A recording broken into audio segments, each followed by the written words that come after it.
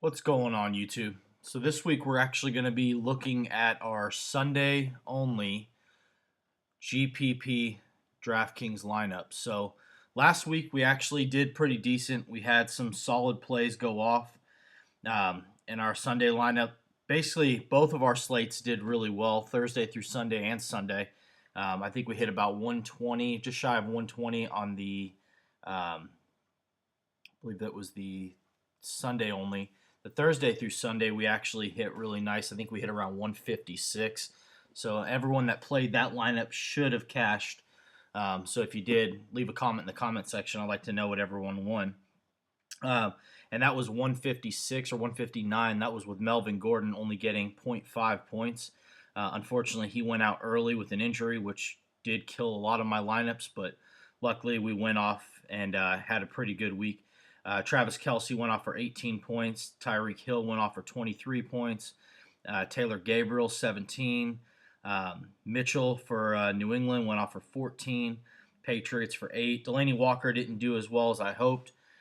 He had a pretty bad week. I'm not sure what the deal is over there for Tennessee and Delaney Walker. He's kind of in a slump right now. One thing I'll say with Walker is if you're going to play him, just like I said in my previous video, tight ends can be a dud any given week. So if you're going to roll with them, you might have to ride through a few bad weeks, but don't give up on your strategy. If you know Walker is a play, I still think he's a phenomenal tight end, so I'm still going to run him if the matchup favors, his skill set. But you have to be prepared for that. So, and then I think we ran Kirk Cousins across the board.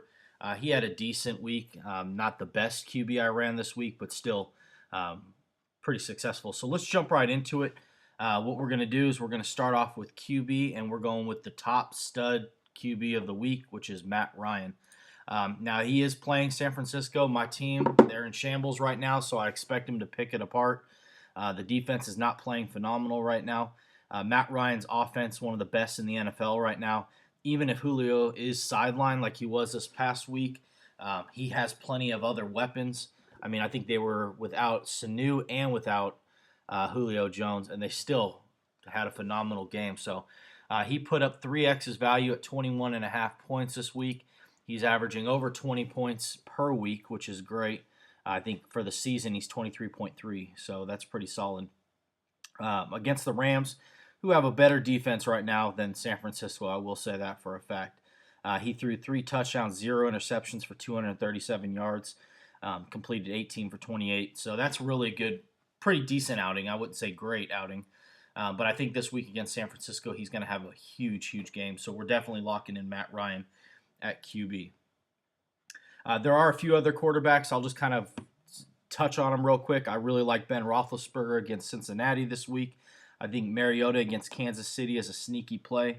I think he can come out and have a big game this week. If you're looking for lower price threshold, I would say go ahead and look in the direction of, I know it's crazy, Colin Kaepernick against Atlanta. Atlanta's defense is clearly beatable. San Francisco has nothing to lose. Kaepernick's playing for his next job during the offseason with whoever he ends up with, whether it be the Jets or whatever. So I really like Tyrod Taylor and Kaepernick are my 2 value QBs that I will run this week in some of my riskier GPP lineups. So if you're looking to pay down at QB, I like both those guys at the sub $6,000 range, Tyrod and Kaepernick. So going into the running back this week, I really like Carlos Hyde against Atlanta. So Hyde's finally getting back to his rhythm with his injuries that he was dealing with early in the season. He wasn't quite himself early on, but he's definitely finding his rhythm. He's getting the touchdowns again. He has 8 on the season already, 191 attempts for just shy of 900 yards on the season. Keep in mind, he didn't play every single week, and some of those weeks were pretty limited fashion due to him dealing with that foot injury. So 30 points against the Jets last week. Chicago, he had 10 points, 20 against Miami, 14 against New England. Atlanta is definitely not a great defense. I expect Carlos Hyde to get at least one more touchdown this week and hopefully triple-digit yardage or combined yardage between the pass and run. So they're not utilizing him in the pass game like I wish they would earlier in the season. They seem to be utilizing him more for that. But it seems like with the way Kaepernick's legs are, they don't really need to. I mean, he can break out of the pocket if he has to, but I expect a big week for Carlos Hyde, and his ownership's fairly low week to week, which is great for tournament play. So going in for the next running back, we're going to do Latavius Murray. So I am going to be running some chalkier running backs like Le'Veon Bell this week. Those lineups are a little bit riskier. So if you're going to pay up for the stud, running back like Le'Veon Bell or David Johnson, be prepared to have some scrubs in the wide receiver tight end position. This week I'm going to be running more safe lineups with a few risky GPP flyers to take a chance. But I like Latavius Murray. He's getting the workload. Oakland's offense is not playing great right now. I don't know what happened last week. They really struggled in the pass game. He had 22 carries for 103 yards against Kansas City. That defense is playing pretty good right now. Much better than San Diego. San Diego is definitely better in the secondary against the pass. They're better at shutting down those deep threat wide receivers than they are the running backs. So I expect Latavius Murray to get a lot of work. 12 touchdowns on the season already. Averaging over 17, just shy of 18 points per week in fantasy points on Draftkings. So very, very good production from him. And, I mean, he's clearly their workhorse. I mean, he's putting up the numbers week to week. His ceiling is very high in the upwards of 25-plus points. And it seems like lately his floor is around 14 points. So he's going to get you some good fantasy points this week. And at $5,800, I think he's a must-play for sure against San Diego. So going in wide receiver, we're actually going to stack with Matt Ryan, and we're going with Taylor Gabriel. So regardless if Julio plays this week, which dealing with turf toe, I've seen wide receivers be out for weeks. There's no telling if they're going to play him or rush him back. It seems like when they took him over to the field to see if he could put pressure on that foot, it did not look good, so they pulled him out, and they were not going to let him run this week. So Sanu dealing with the groin, he may be back. But regardless, Gabriel has clearly marked himself as the number 2 or, if need be, the number 1 wide receiver on that offense. And the way Matt Ryan's slinging that ball around the field, I really expect some big numbers to come from Taylor Gabriel this week. 17 points last week. The week before against Kansas City was a little bit of a dud for him at 9.4, which was still about 2.5x his value roughly. And then 26 and 14 before that. So big numbers coming from Gabriel. 6 touchdowns on the season, 29 receptions. He's definitely getting targeted about 5 to 6 times a game. And a lot of those passes seem to be either in the red zone or for those deep down the field passes for 30-plus yards. So he's definitely getting used the way you'd want to see a top-tier wide receiver. So still sub 6,000, and he's putting up numbers of some of the $8,000-$9,000 guys. So loving that. Next, we're going with Jordy Nelson. So generally, I don't pay up for Nelson. I prefer other guys like Devontae Adams just because he has a similar ceiling, but he also has a much lower floor. The thing with Jordy Nelson that I like this week is they're going against Chicago. Chicago's defense is not great. Their secondary is not great at shutting down the pass. And Jordy Nelson, just the usage is there. It's similar to the way you see other teams use top-tier talent like Antonio Brown, Odell Beckham. He's going to get a ton of targets, 7, 10, 12 targets over the last 3 games.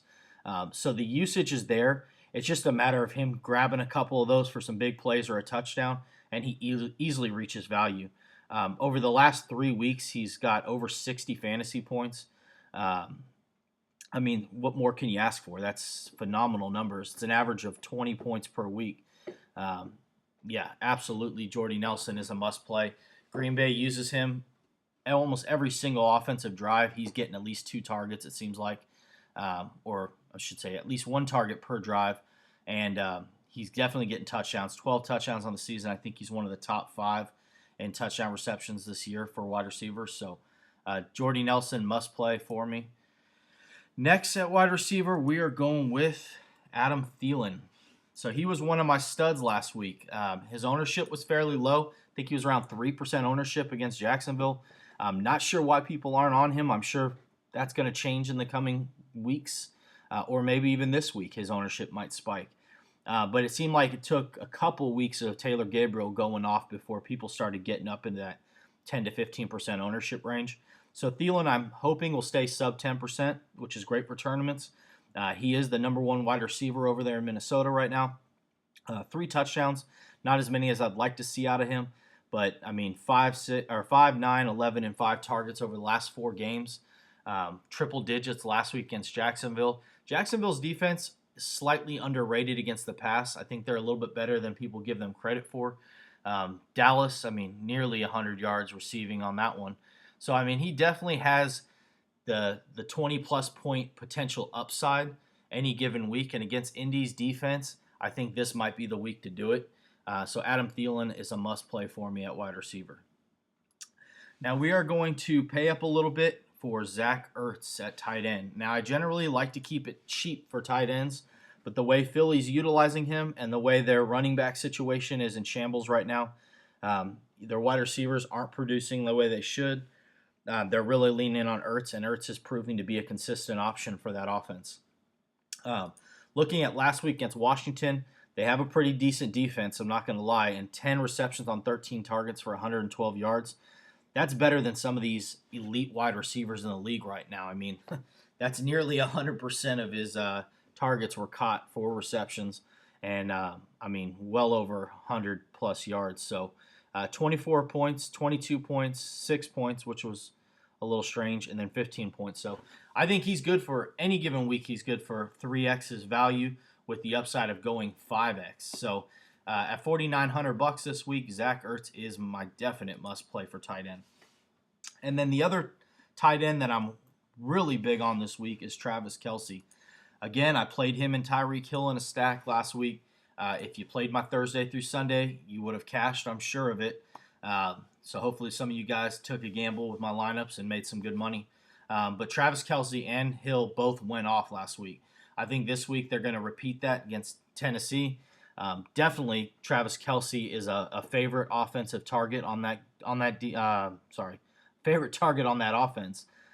Over the last few weeks, he's got 31 targets. So I mean, he's definitely going to be used a lot. 100-plus yards every single game over the last 4 games, and actually maybe more than that. Oh, I'm sorry. So 5 of the last 6 or 7 games were 100-plus yards. So definitely huge output of points for him. For PPR, he's a must-play. $5,900 is expensive for a tight end, but the way they utilize him and his potential upside to get you those 25, 21 points any given week is a must-play. So I don't see a lot of people paying up for 2 tight ends this week, which should help differentiate your lineup from the rest of the field. And in tournament, that's what you want. You want your lineup to not look like everybody else's. So I really like that. And then I'm actually going to take a little bit of a risky play here, and I'm going to run the Bucs against Dallas. So Tampa Bay has actually been playing really good defense. Now I know they're going against Dallas, arguably the top offense right now, or according to Draftkings. I think Atlanta probably has a better offense as a whole.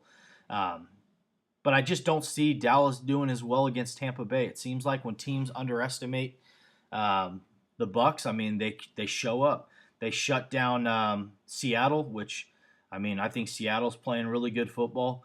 San Diego, they held them pretty decently, with the touchdowns there, or with the interceptions and sacks there.